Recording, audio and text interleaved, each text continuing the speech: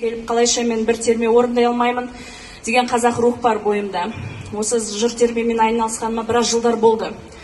Сонда өмір бойы қаншама адамға арнау шығардым, бірақ та өмір бойы 7 жасымнан бастап досым болып келе жатқан домбырама қалайша мен бір арнау жыр арнамаймын деп, домбыра алты алаштың үні болған, пернесінде тарихтың сыры тұнған деп өз термемді шығарған болатынмын. Қабыл алыңыздар, бүгін алғаш рет орындағалы отырмын.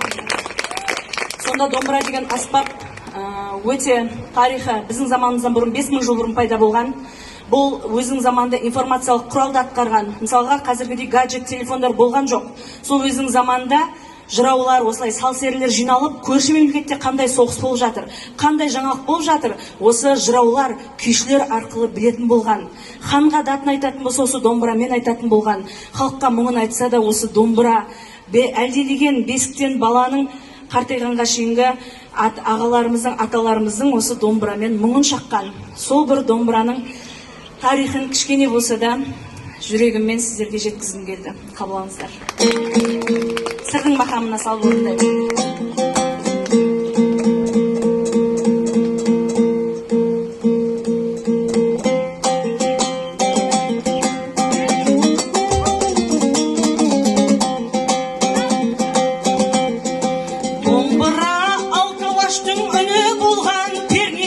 Тарихтың сыры тұнған, күлтегін көрі құлы рухы болып, қай кезде де өлмей тұғын тірі болған.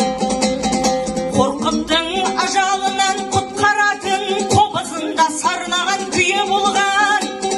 Асан қайғы жерүйік іздегенде паналайтын жұмақтай жері болған.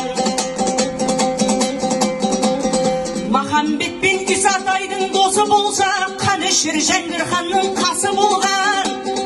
Ай, Абылайдың әруақ деп ұрандатқан, жеңістің әрқашанда басы болған.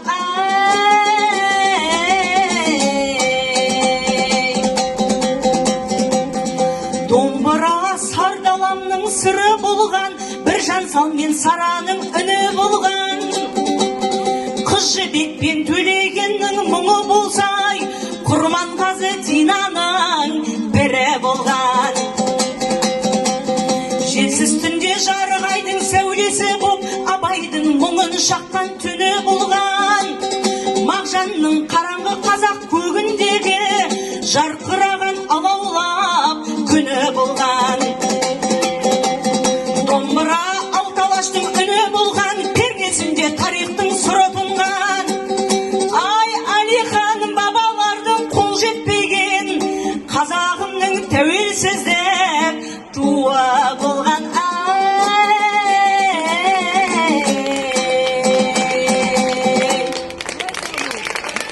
Сонда айтқым келгенім, осыншама барлық Құрманғазы бабаларымыз 200 жылдығы деп жатырмыз. Қаншама бабаларымыз өмірден озып кетті. Жаңаға неліктен Абылайды қозғап жатырмын. Себебі Абылайдың оң қолындағы бұхар жырау үлкен жырау болған. Бір жағында домбыра, бір жағында қылышмен жастарды қайрайтын домбыра өте мотивациялық құрал болған өз заманында. Сонда барлығы кетті дүниеден. Бірақ та соның бәрін жеткізіп отырған бізге домбыра. Сол үшін домбырамыздың мәртебесі әрдайым биік болсын ағайын. Мәртебелі қыздарыңызға қошемет.